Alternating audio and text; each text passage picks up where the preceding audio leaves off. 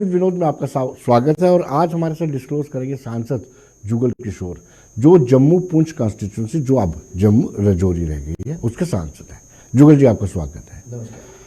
जुगल जी, प्रधानमंत्री नरेंद्र मोदी जब इस जम्मू कश्मीर के दौरे पर थे, उन्होंने मौलाना आज़ाद स्टेडियम में एक रैली को संबोधित किया। उससे पहले भी उन्होंने कहा कि हमने 370 में संशोधन किया है, 35 को रिपील किया है, हटाया है, तो हमें 370 सीटें आवाम देगी। लेकिन उमर अब्दुल्ला कल एक निजी चैनल के साथ बातचीत कर रहे थे और उन्होंने इंटरव्यू में कहा कि 370 यानी 5 अगस्त 2019 के बाद कोई इतना बदलाव नज़र नहीं आया है। तो जुगल जी, आप कैसे जस्टिफाई करते हैं कि 370 सीटें प्रधानमंत्री जी मांग रहे हैं और उमर अब्दुल्ला इसको इग्नोर कर रहे हैं कि ऐसा कोई बड़ा बदलाव नहीं आया?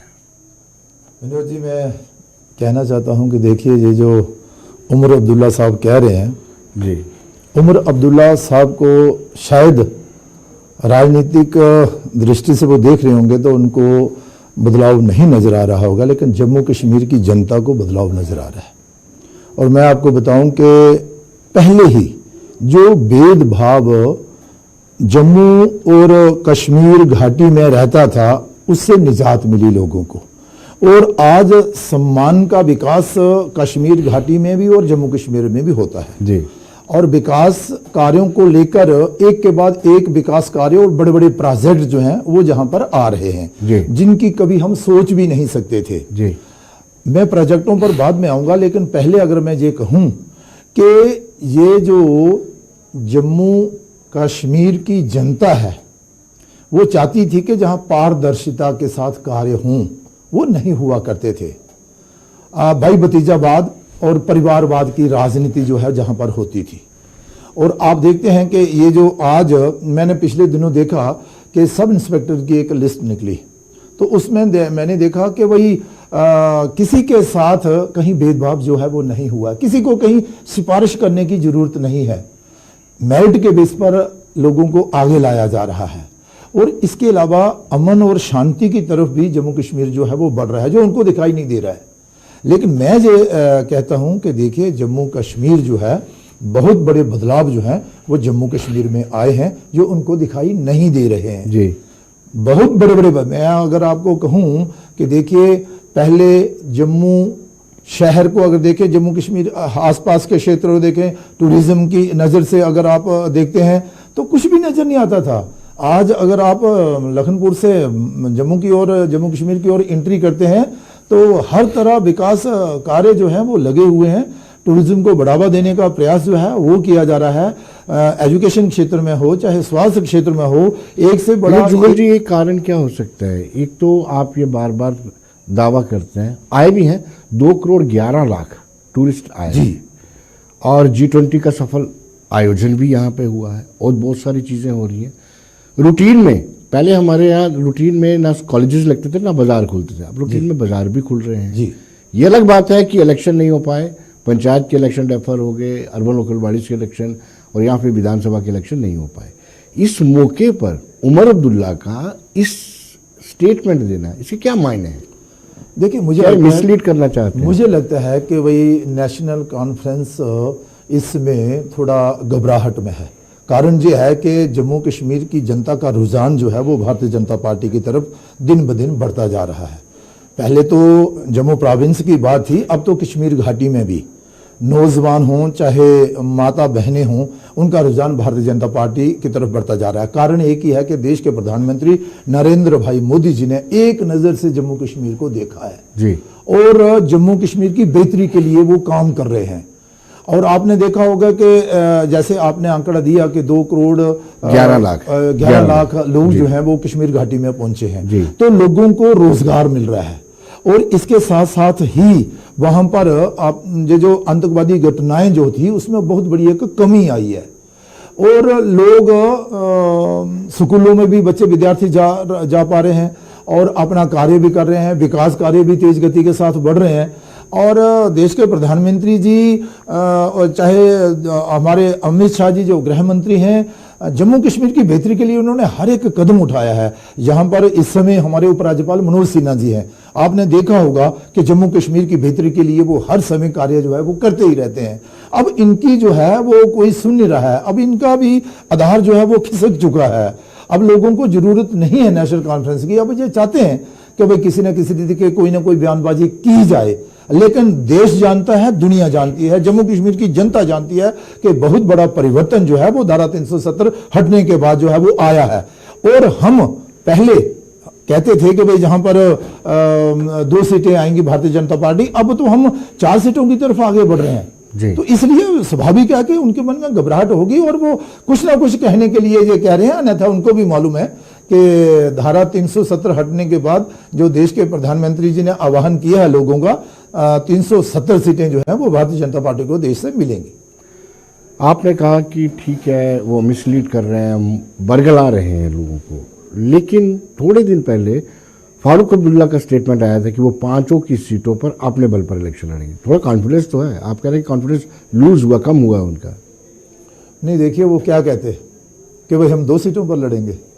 उन्होंने अपने कार्यकर्ताओं को जोड़ के रखना है, जो उनकी लीडरशिप है वो भी कहीं खिसक ना जाए, जैसे कि खिसक भी रही है। आपने देखा होगा रोजमर्रा कोई ना कोई नेशनल कॉन्फ्रेंस का बड़ा लीडर जो है वो भारतीय जनता पार्टी को ज्वाइन कर रहा है, चाहे वो कश्मीर घाटी में हो जाए जम्मू में हो। और दूसरा कांग्रेस के भी बड़े बड़े नेता जो हैं वो भारतीय जनता पार्टी ज्वाइन कर रहे हैं। तो इसलिए वो अपने दल को बचाने के लिए ऐसे बातें जो है वो करते हैं। और करें ना, 500 सीटों पर लड़े, कोई बात नहीं, लोग जानते हैं, लोग देखेंगे भाई 500 सीटें पर लड़ने का परिणाम जो है वो क्या रहेगा।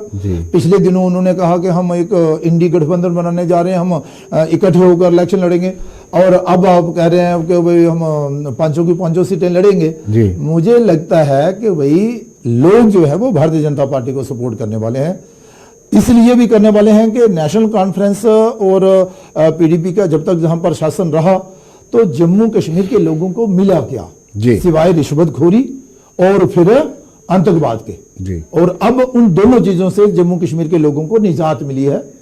लोग जो है अपने आप को सुरक्षित भी मान रहे हैं, और वो सारी सुविधाएं जो हमें 10 साल 15 साल 25 साल पहले मिलनी चाहिए वो आज लोगों को मिल रही है। ज्वाइनिंग की आप बात कर रहे हैं कि उनके बड़े बड़े नेता आपको ज्वाइन कर रहे हैं, लेकिन वो कहते हैं कि पता नहीं धमका के ज्वाइन करवाया जाता है, ईडी, इनकम टैक्स, इन सब से, इन एजेंसियों का मिसयूज करके उनको डराया जाता है, धमकाया जाता है। ठीक कहा विनोद जी आपने कि भाई उनको कहने के लिए तो कुछ कहना ही है, लेकिन पिछले दिनों जहां पर एक पूर्व एमएलसी, एक पूर्व मंत्री, एक पूर्व एमएलए और फिर नेशनल कॉन्फ्रेंस के स्टेट लेवल के कुछ लोगों ने भारतीय जनता पार्टी ज्वाइन की, तो उन्हीं को तुरंत मीडिया के लोगों ने पूछा कि बताइए आप भारतीय जनता पार्टी को ज्वाइन कर रहे हैं, कोई आप पर दबाव है क्या?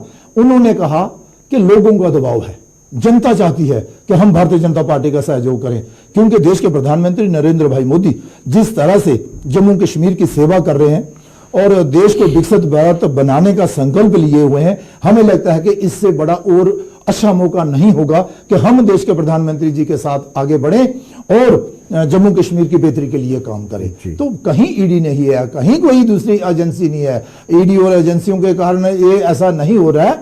मैं ये कहूंगा कि नरेंद्र भाई मोदी जी की लोकप्रियता दिन ब दिन बढ़ती जा रही है। उसी को देखते हुए, उनकी नीतियों को देखते हुए, उनका जो नारा था सबका साथ सबका विकास, उसी को देखते हुए लोग जो हैं वो नरेंद्र भाई मोदी जी का सहयोग कर रहे हैं।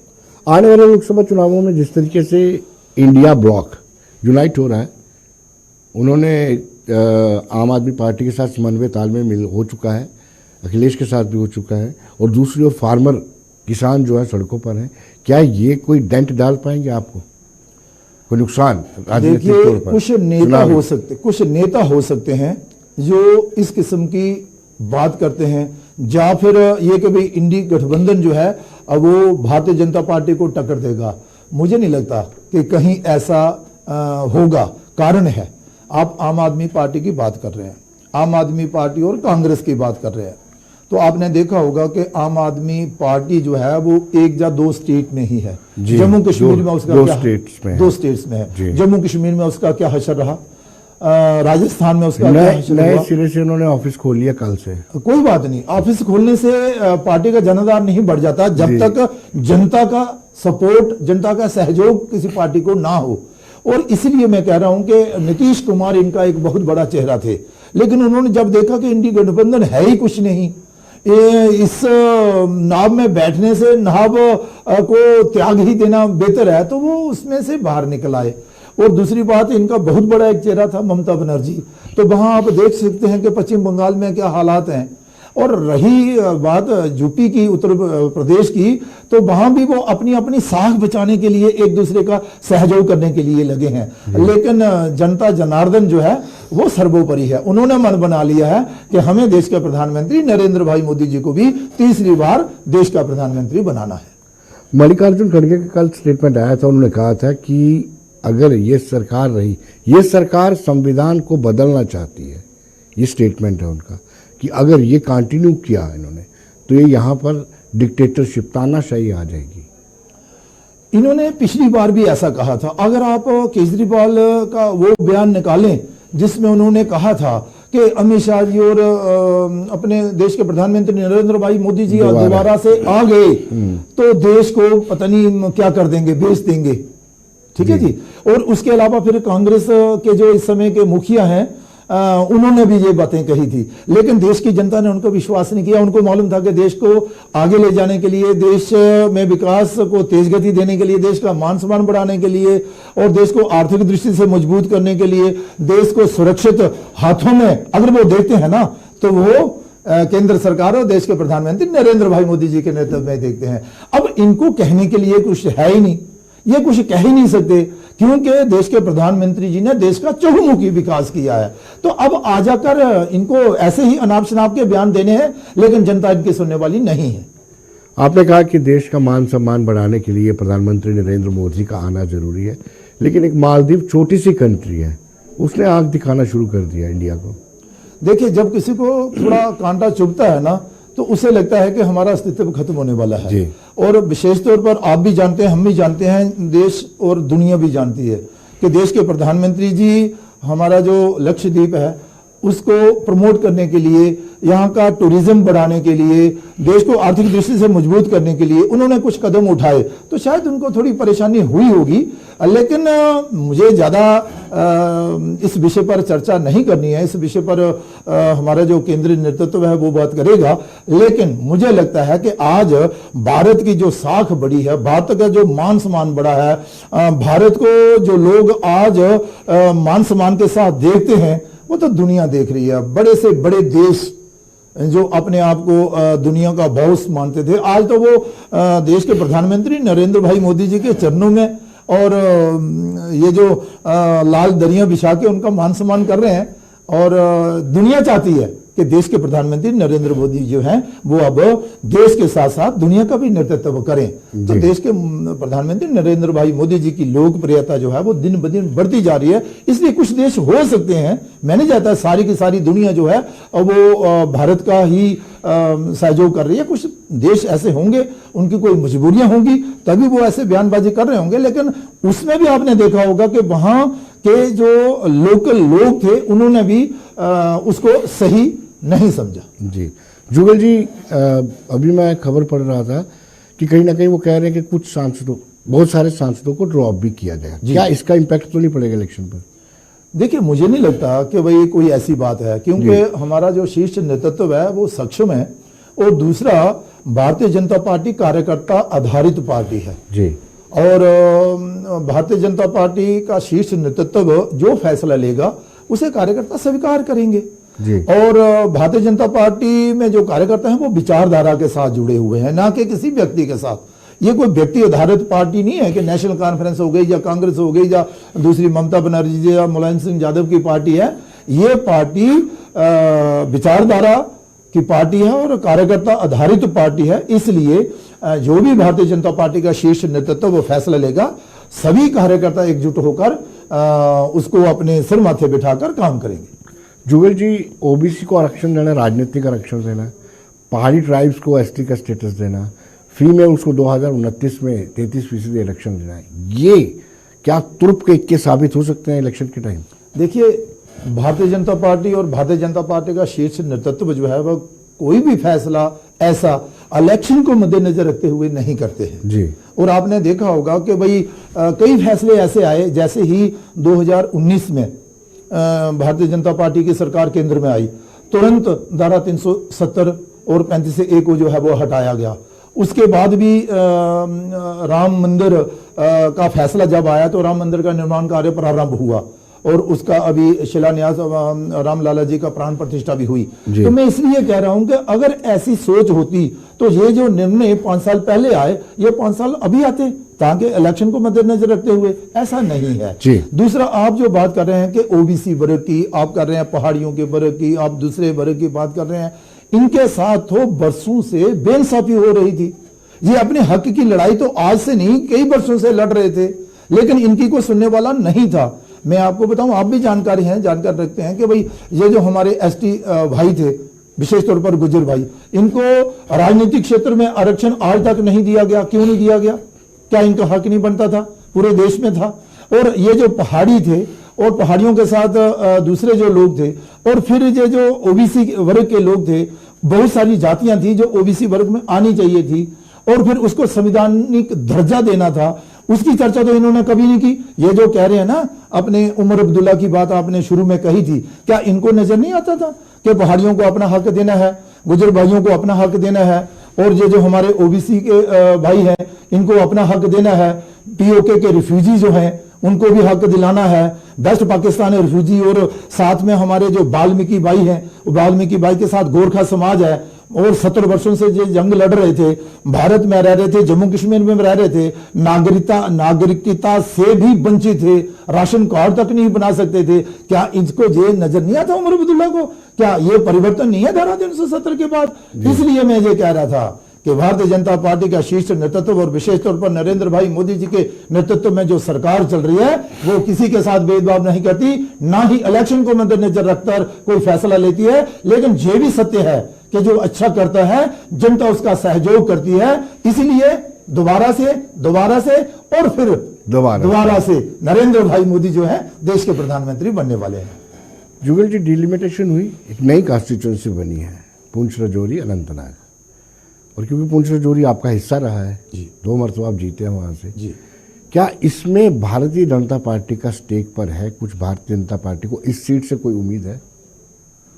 देखिए, भारतीय जनता पार्टी, मैंने जैसे पहले बताया कि भाई लोगों को इंसाफ मिलना चाहिए और उसी तर्ज पर काम करती है। लेकिन भारतीय जनता पार्टी का ये फैसला नहीं था कि भाई कौन सा एरिया कहाँ जोड़ा जाए और कहाँ नफा और कहाँ नुकसान है। ये डिलिमिटेशन कमीशन जो बना था उसने ये फैसले लिए हैं और ये पहले भी होता आया है। लेकिन मुझे लगता है कि अब का बार जो डिलिमिटेशन हुआ है उसका हम वेलकम करते हैं, स्वागत करते हैं कि बिना द्वेष भाव के इस बार का डिलिमिटेशन हुआ है। और आप कर रहे हैं कि भाई राजौरी, पुंछ और अनंतनाग सीट की बात कर रहे हैं। जी जी जी, बिल्कुल भारतीय जनता पार्टी जो है वो इस सीट पर डटकर लड़ेगी और भारतीय जनता पार्टी का एक एक कार्यकर्ता वहां पर काम कर रहा है और वहां के लोगों को लगा है कि अगर कहीं कोई हमारे क्षेत्र का नेतृत्व कर सकता है, हमारा भला कर सकता है, तो भारतीय जनता पार्टी कर सकती है। और मुझे लगता है कि वो सीट भी जो है ना वो हम जीत सकते हैं।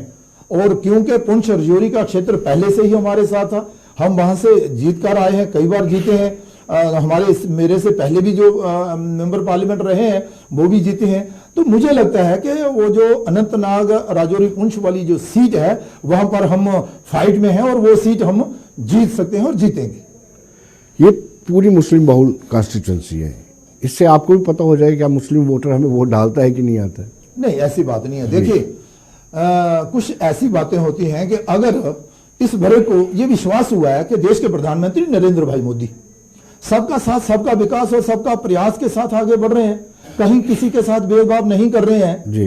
अब उनको यकीन हो गया है कि भाई देश के प्रधानमंत्री, इन्होंने डरा कर धमका कर रखा था ना कि मोदी आ जाएगा तो पता नहीं क्या हो जाएगा, धारा 370 हटेगी तो जहां पर झंडा उठाने वाला ही कोई नहीं रहेगा, धारा 370 चाहे 10 बार भी कोई आ जाए जीत ले तब भी धारा 370 नहीं हट सकती, और पहाड़ियों को जो है वो आरक्षण नहीं मिल सकता, ये वेस्ट पाकिस्तानी रिफ्यूजी और इनको इंसाफ नहीं मिल सकता, पीओके के लोगों को नहीं इंसाफ मिलेगा, ये जो बॉर्डर पर रहने वाले हमारे गुजर भाई हों, पहाड़ी भाई हों, मुस्लिम भाई हों, कोई भी भाई, अब सबको विश्वास हो गया है कि नहीं, भारतीय जनता पार्टी ही एक ऐसी पार्टी है जो सबका साथ सबका विकास का नारा लेकर चल रही है। देश के प्रधानमंत्री जी किसी के साथ भेदभाव नहीं करते हैं, इसीलिए तो ये जो हमारा मुस्लिम वर्ग है ये भी भारतीय जनता पार्टी के साथ दिन ब दिन जुड़ता भी जा रहा है और हमें पूर्ण विश्वास है कि हमें वोट भी करेगा। हमने कभी नहीं ऐसा कहा कि ये लोग ये वर्ग हमें वोट नहीं करता, वोट करता है, लेकिन कुछ पार्टियां ऐसी थी जो दूरियां बनाकर रखती थी। अब नजदीकियां बन रही हैं तो सीटें हमारी निकलेंगी। जी, यानी आपको उम्मीद है कि इस बार कमल खिलेगा? बिल्कुल कमल खिलेगा। आधा कश्मीर और आधा जम्मू के बॉर्डर के बीच में कमल खिलेगा। देखिए, मैं ज्यादा तो नहीं कह सकता, लेकिन इतना तो जरूर कह सकता हूं कि 5 सीटों में, वैसे तो हम 4-5 ही जीतने वाले हैं, अगर 4 नहीं जीते तो 3 तो हम भारतीय जनता पार्टी के खाते में डाल ही रहे हैं। लेकिन हमारा प्रयास रहेगा कि कश्मीर घाटी की भी 2 सीटें जो है वहां पर भी हम अच्छी फाइट करें और वो सीटें भी हम जीतें। ये जो फारूक अब्दुल्ला कह रही है हम 500 सीटों पर लड़ेंगे, लड़े ना, पता चल जाएगा कि जनता किसके साथ है। क्या लगता है आपको कि इसका असर विधानसभा चुनावों पर भी पड़ेगा? आपको कश्मीर में विधानसभा चुनावों में भी भारतीय जनता पार्टी को कोई सीट्स मिल सकती हैं? बिल्कुल मिलेंगी, बिल्कुल मिल सकती हैं। मुस्लिम बहुल क्षेत्र में भी भारतीय जनता पार्टी ने पिछले चुनावों में भी सीटें जो थी वो जीती थी और कश्मीर घाटी में भी हम फाइट में थे। लेकिन इस बार तो कश्मीर घाटी के लोगों को भी ये विश्वास हुआ है, वहां का नौजवान भारतीय जनता पार्टी के साथ जुड़ा है, देश के प्रधानमंत्री मोदी जी के साथ जुड़ा है, वहां की जनता जो है वो विश्वास कर रही है देश के प्रधानमंत्री मोदी जी पर। वहां पर हमारे कारपोरेटर, काउंसिलर और सरपंच भी जीते थे, तो इस बार हम वहां से विधायक भी चुनकर लाएंगे और आएंगे, क्योंकि लोग चाहते हैं कि जम्मू कश्मीर में भी भारतीय जनता पार्टी की सरकार बने। जुगल जी, आपको कोई मलाल रहा होगा कि ये काम मैं नहीं कर पाया 10 सालों में, कोई बड़ा प्रोजेक्ट, और कौन कौन से बड़े प्रोजेक्ट आपने किए हैं? ऐसा है, देखिए मुझे लगता है कि अब गिनती ही नहीं रही है। जो भेदभाव हमेशा से हुआ करता था, जो जम्मू कश्मीर की जनता जो है जो आवाज उठाती थी, वो जो कहती थी कि भैया होना चाहिए। देखिए, सबसे बड़ी सौगात हमें मिली है, जम्मू कश्मीर के लोगों को 2 एम्स मिले हैं। एक एम्स हुआ करता था दिल्ली और वहां भी लाइनें लगी रहती थी, आज भी हैं, लेकिन 2 एम्स मिले हैं, जम्मू के लिए अलग और कश्मीर घाटी के लिए अलग। लेकिन जम्मू वाला एम्स जो है वो तेज गति के साथ काम पकड़ा और आज वो कंप्लीट हो गया और नरेंद्र भाई मोदी जी ने 20 फरवरी को उसका लोकार्पण भी कर दिया। बहुत बड़ी बात है जम्मू कश्मीर के लोगों के लिए। और दूसरा था IIT और IIM, और फिर उसके बाद बड़े सारे डिग्री कॉलेज खोलना। तो मतलब एजुकेशन के क्षेत्र में जो हमें लगता था कि करना चाहिए वो तो हुआ है। रही बात ये जो बड़े बड़े नेशनल हाईवे हों, बड़े बड़े फ्लाईओवर हों, जैसे हम के भाई दूसरे प्रदेशों में देखा करते थे, लेकिन जहां पर नहीं हुआ करते थे, हमारी ये कोशिश रही कि भाई जम्मू से पुंछ तक नेशनल हाईवे बने, अखनूर से होता हुआ, वो हम बनाने में सफल हुए हैं और अखनूर तक तो लगभग कंप्लीट हो गया और बड़े बड़े टनल और बड़े बड़े ब्रिज जो है पुंछ तक बन रहे हैं। रोड का डिस्टेंस भी कम हो रहा है और मुझे लगता है कि बहुत बड़ा काम जो है वो ये हुआ है। इसके अलावा हम चाहते थे कि भाई PO के लोगों को इंसाफ मिले, वेस्ट पाकिस्तानी रिफ्यूजियों को नागरिकता मिले, बॉर्डर पर बंकर बने, और इसके साथ ही जम्मू शहर की सुंदरता को बढ़ाने के लिए जहां पर झील बने, आर्टिफिशियल झील, और इसके साथ ही तभी रिवर फ्रंट, एयरपोर्ट एक्सपेंशन की, एयरपोर्ट की भी आधुनिकीकरण जो है वो कर लिया गया और उसका भी अभी फाउंडेशन स्टोन जो है वो देश के प्रधानमंत्री जी ने बनाया। तीसरा एक टर्मिनल नया जो है वो बन रहा है। फ्लाईओवर जो है वो सरोवर से पीछे से विजयपुर से शुरू हुआ है और आकर सीधा एक जाएगा एयरपोर्ट की तरफ, एक जाएगा अपना पुंछ और रजौरी की तरफ, और एक जाएगा कटरा, पंजवानी से होता हुआ कटरा की तरफ। तो मुझे लगता है कि शहर में विकास कार्यों को लेकर हम संतुष्ट हैं, कोई ऐसी बात नहीं है। कोई अगर कार्य रहा भी होगा तो आने वाले दिनों में हम उसे करेंगे, लेकिन मुझे लगता है कि जम्मू शहर को सुंदर बनाने के लिए, जम्मू शहर के आसपास टूरिज्म को बढ़ावा देने के लिए, और फिर जहां पर जताजात मतलब अपना ट्रैफिक जो है वो कंट्रोल में रहे, लोगों को परेशानी का सामना ना करना पड़े, उसके लिए बहुत सारे जम्मू शहर के आसपास सुचेतगढ़ बॉर्डर पर, बाघा बॉर्डर की तरफ पर पेड़ का प्रारंभ होना, जम्बू जू का जो है वो शुरू होना, जहां पर बागे बाहू में आप देखेंगे कि गंडोला का चलाना, और वहां पर वो जो एक बहुत ही अच्छा पार्क और उसके साथ वाटर फाउंटेन वगैरह जो जितनी भी सुविधाएं हैं वो वहां पर दी जाना, मंदिर अपना तिरुपति वाला की तर्ज पर जम्मू में भी मंदिर है, उसका भी हम वेलकम करते हैं, स्वागत करते हैं। लेकिन बहुत ही अच्छा लगता है कि इस और हेल्थ सेक्टर में भी बहुत बड़ा हमें जो है वो लाभ मिला है, क्योंकि अब कल की ही बात करूं मैं तो 100 बेड का एक क्रिटिकल केयर ब्लॉक जो है वो यहां पर प्रारंभ हुआ है। देश के प्रधानमंत्री जी ने उसका शिलान्यास जो है वो किया है। और इसके अलावा भी आज भी मैं बात करूं, रोजाना आज गुड़ा सलाथिया की ओर जाने वाला प्रमंडल उत्तरबैनी और वहां पर जाने वाले श्रद्धालुओं के लिए एक बहुत बड़ा आरओबी बनाया गया है जी। ये भी ठीक है, एक दो आरओबी जो है वो सांबा में और कुछ रेल जो गाड़ियां हैं उनको कहीं स्टाफ देने की बात है, जहां कहीं और छोटा मोटा है, अभी नहीं है कि भाई काम कभी समाप्त नहीं होते, लेकिन जितना किया है मुझे लगता है कि मुझे पूरा विश्वास है कि जो लोगों ने मुझ पर विश्वास किया था हम उस पर खरा उतरने का प्रयास किए हैं, उसमें सफल भी रहे। एक बात और, जम्मू की जनता जिन्होंने हमें चुनकर लोकसभा में भेजा था वो छाती तान के कह सकते हैं कि हमने जुगल किशोर को सांसद बनाकर भेजा था, उनकी बात हमने लोकसभा में पुरजोर ढंग से रखी है और हर एक मुद्दे पर चर्चा की है, उसका लाभ हमें जहां भी मिला है। मतलब अपने क्षेत्र की कार्रवाई जो है वो हमने लोकसभा में भी की है और सरकार के आगे भी रखी है, जिसका लाभ हमें आज इस क्षेत्र में पूरा। आखिरी सवाल आपसे, रेलवे लाइन का वो सर्वे नहीं हो पाया है, प्रोजेक्ट मैच्योर नहीं हो पाया अभी। देखिए, मैं अगर सच्ची आपसे बात करूं तो उसका ये था कि भाई हमारी प्रायोरिटी रही कि भाई रेलवे लाइन जो है, आप रजौरी से पुंछ तक की बात कर रहे हैं, कौन सी रेलवे लाइन की बात? जम्मू टू पुंछ, जम्मू से पुंछ की बात कर रहे हैं। एक प्रोजेक्ट ये था। दूसरा प्रोजेक्ट था कि जम्मू से पुंछ तक जो है वाया रजौरी, सुंदरबनी, नौशहरा और ये जो अखनूर है, इस क्षेत्र से होता हुआ नेशनल हाईवे बने। तो हमारी प्रायोरिटी जो हमने बनाई, हमने कहा नेशनल हाईवे जो है वो पहले बने, और इसके लिए हमने प्रयास किए, उसमें सफल भी रहे। वो बनकर अभी तैयार हो जाएगा, उसके बाद जो है वो हम रेलवे की तरफ भी ज्यादा ध्यान देंगे और वो भी जल्दी प्रोजेक्ट बनेगा। जुगल जी, बहुत बहुत शुक्रिया आपका। धन्यवाद धन्यवाद धन्यवाद। तो दर्शकों, बने रहिए देश दुनिया की खबरों के लिए और मुझे दीजिए इजाजत। नमस्कार।